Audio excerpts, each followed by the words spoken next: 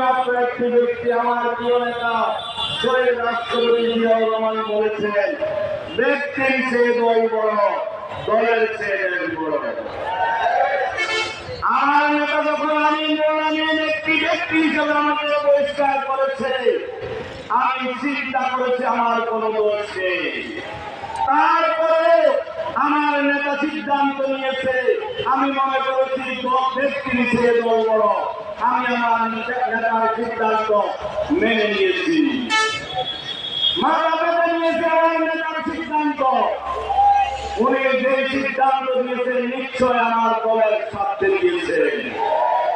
আমি আমার দলের নেতাকে সম্মান শ্রদ্ধা জানাই, এই পরিষ্কার করার জন্য ওনাকে ধন্যবাদ জানাই।